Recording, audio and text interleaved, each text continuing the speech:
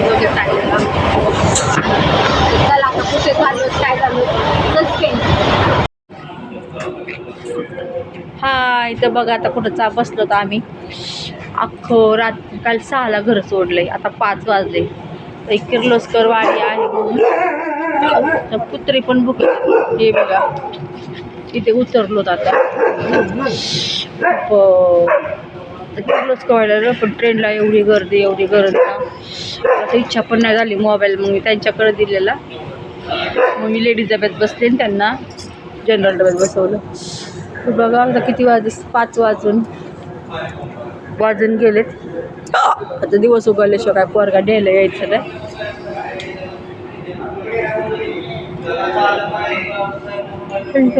गावात तर कशाची सोय नाही ना. हॉटेल येतात काही नाही. चहा वगैरे चहा तर नाही पिता मी तर थोडंसं काहीतरी नाश्ता केला असा चपात्या आहेत. काय सोय नाही इथं. रात्रीपासून जेवले नाही. गोळ्या नाही औषधं नाहीत काही नाहीत. कसलं टाईमच नाही भेटला. लई ट्रेनला गर्दी. बॅग खाली घ्यायला सुद्धा टाईम नाही.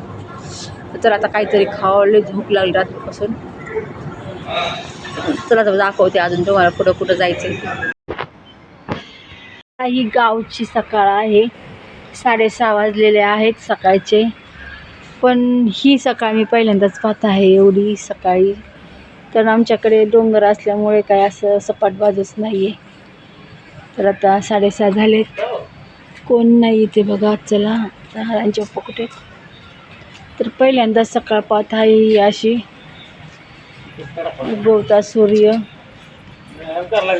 तर खूप छान वाटतंय. आता सकाळचे 6:30 वाजून गेलेले आहेत आणि आपण आज गावची सकाळ भरपूर वर्षांनी पाहणार आहोत. म्हणजे बरेच वर्षांनी.